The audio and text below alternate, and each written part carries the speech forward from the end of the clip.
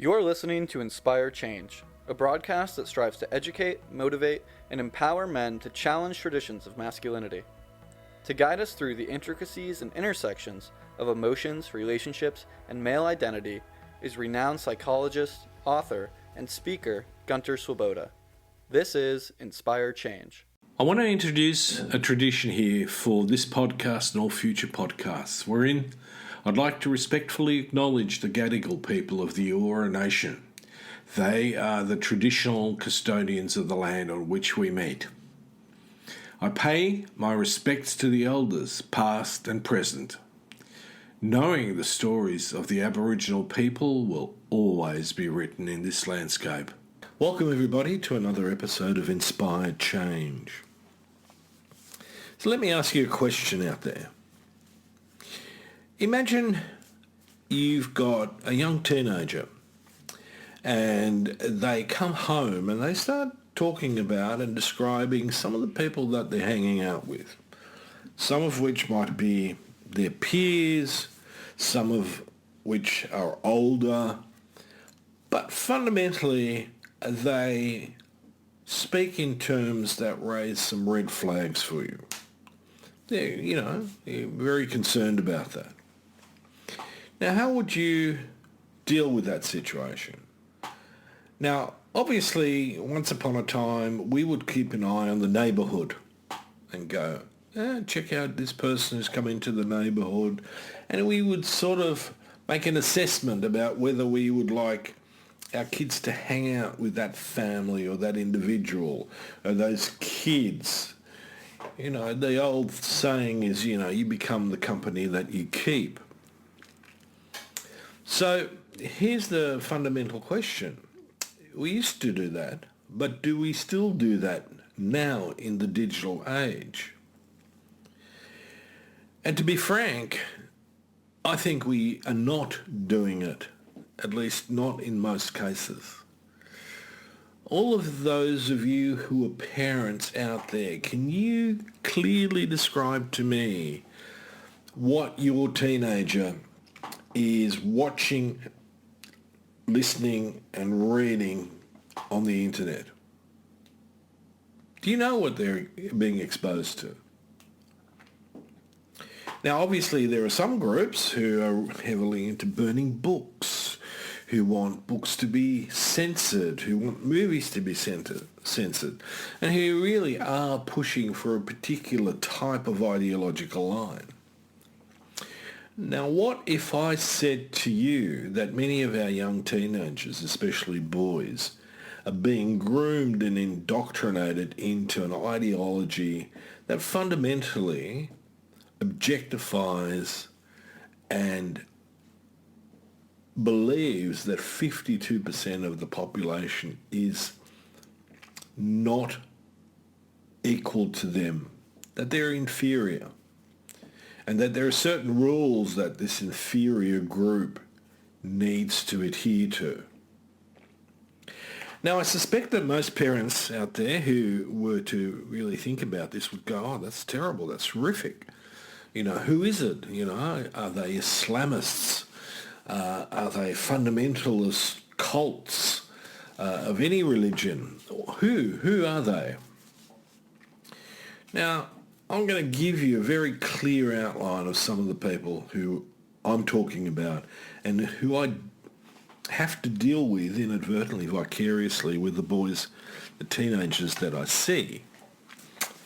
And they're groups like the incels, the pickup artists, the male influencers on the internet that purport that men fundamentally are a victim of being marginalised and isolated and alienated from their community, and who are fundamentally victims of the encompassing egalitarian idea of feminism.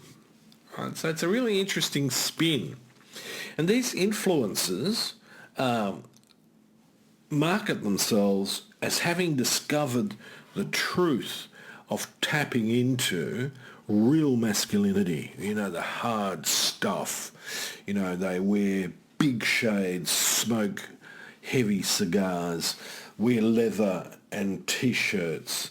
And don't get me wrong, I'm not against wearing a leather jacket. I quite like that myself. But it's the pose, the body language that they bring to the table with that. Now, if you're a, 13, 14-year-old who's having a bit of a hard time in the schoolyard because you might be a little bit smaller than the rest of the guys, doesn't feel really good. There's some of the bigger guys there who, are putting you in your place from time to time. You're going to be looking for some way to level the playing field. And so the messages that these, in inverted commas, alpha male influences bring to the table is particularly seductive. It sounds great. How to become an alpha male. How to get really successful with girls. How to let girls not shit on you, as one kid put it to me.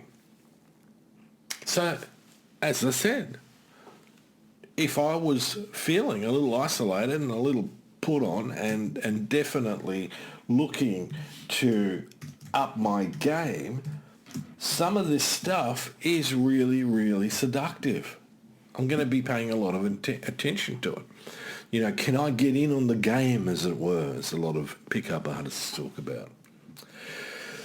So there are particular men out there, unfortunately, who have learnt that this is a huge marketplace and they can make squillions of dollars off this.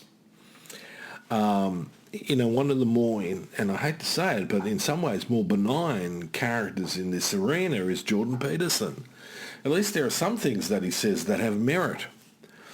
But there are other people who are completely unscrupulous, who sound reasonable until up to a point, and who draw young teenage boys and young men to them like moths to a flame. Now, just like moths to a flame, at some point they crash and burn. Because what these guys are promoting is the very stuff that is toxic. It's the very stuff of toxic patriarchy. And the idea, the message is that you need to put a stake in the ground and claim what's rightfully yours, and that includes, all that money, all the possessions that you want, all the prestige and power that you want, and that includes women. Okay, so let me put a name to this abomination. And one of them is a guy called Andrew Tate. Now, The Observer wrote an interesting article, a woman called Shanti Das, and it's titled Inside the Violent, Misogynistic World of TikTok's New Star, Andrew Tate. So don't get me started on TikTok. I'll do something else on that at some other point. But they've been letting this guy run rampant with a message that is at best hateful and at worst potentially can kill people. And I'm not making light of this, and I'm not being histrionic about it. We know from a lot of the sort of school serial shootings and stuff in the United States, many of these young men have been seduced into the alt-right, into the toxic patriarchy, and their hatred and rage towards society, especially women, knows no bounds. So nothing better than an AR-15 or 16 or whatever model you want to play with to level the playing field. Now, it doesn't matter that you're more than likely going to die as a result of those actions that you take. So let me talk a little bit about who this character is, Andrew Tate. And fundamentally, he's a guy that came to prominence some years ago. He's an English-American, British-American kickboxer. Loves fast cars, guns, portrays himself as a cigar-smoking playboy. And he freely and openly admits to his attitude about women. He makes no bones about it. So he's allowed to have affairs, but she's not. So he refers to women as dumb hoes. So he, at this time, has been banned, fortunately, from a lot of social media platforms. And he's gone on a sort of whinging tour about, how this is terrible and how he's such a victim, and doesn't take any responsibility for what he says or how he says it. He just says, I'll call it as it is. Obviously, there's a couple of features that when I've listened to this man speak, and I've gone through quite a bit of it, is that he has an attitude towards women that is purely territorial. That are his possessions to do with what he fundamentally wants. He shows no empathy. He's got an exaggerated sense of himself. And fundamentally, he talks about being a self-made man, and, I have no doubt that he was really good at being a kickboxer, because this guy comes in with an attitude that basically goes, take no prisoners. Okay? And I think he applies that to most things in life. So he also hangs with people that are of the same ilk. Brian, Farage, Nigel, sorry, not Brian, I'm not sure where that one came from, and other people in that group. So we're talking about antiquated ideology, stuff that should really be relegated to the backlot. Now, he's actually also gotten himself into some fairly serious trouble. Apart from the fact that he got booted off Big Brother for essentially, whipping one of the female contestants. So, we're not talking about a nice human being. So in 2016, he was a guest on the 17th season of Big Brother, and he came under scrutiny because he expressed extremely homophobic and racist comments on Twitter. All right. Now, that was one part. The other part of it is when you look at his personal website, it offers training courses on getting rich and male-female interactions. Now, keep in mind what I've been talking about. This man doesn't see women as equal human beings. He sees them for either pleasure or some form of usefulness. Oh, interesting Freudian slip. I mean, in his world, I would suspect that he would think most women are useless, other than serving him and his inflated ego. So one of the things that Wikipedia pointed out was that Tate and his brother started a webcam business in Romania using webcam girls to sell sob stories to desperate men, quote unquote. Now, according to Wikipedia, they've also admitted that their business model is a total scam. In other words, he set up a pyramid scheme.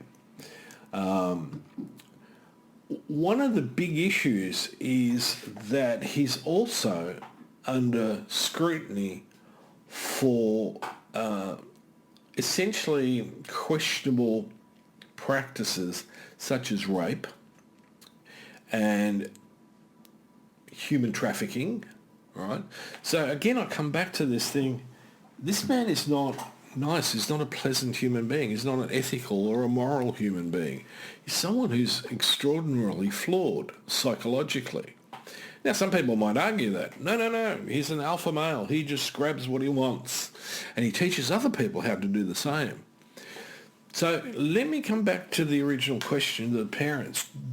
How many of you are aware of whether your teenager is listening to this guy who's, they might have subscribed to him in some way. I'm sure he's going to pop up in the dark web, whatever, Reddit, all that sort of stuff. Now, I sure as hell wouldn't want my teenagers to be groomed by people like that. Doesn't matter whether they're incels, pick-up artists, the likes of Andrew Tate, and to some degree including Jordan Peterson. Because their ethic is flawed. There is, in fact, in a sense, no ethic other than individualism that comes at the price of others. So my critique of Andrew Tate is that he has no empathy. He plays the victim card. He argues that men are invisible other than him and some of the people like him, and that he needs to teach men how to become less invisible, that it's all about prestige, and that his underlying driver is the exceptionalness of being male. It's the patriarchy. Men are better than women.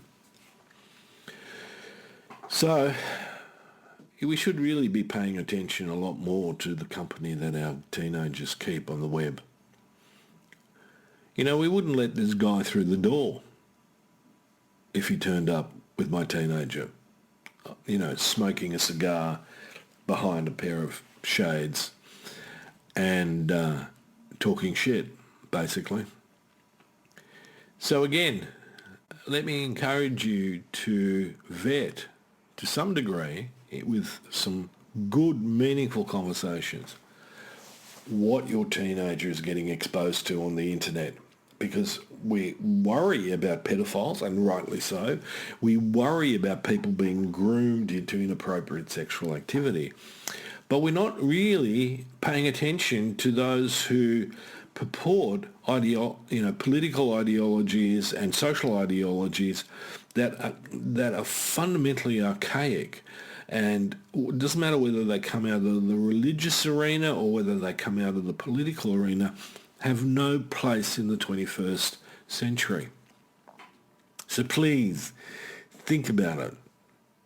If your teen is listening to Andrew Tate and rolling those stories out to you about, this is what he says about women and blah, blah, blah, it's time to sit down and debrief your teenager. Come back to the fundamental values that should be driving our society, which is love, respect, cooperation, integrity, and equality.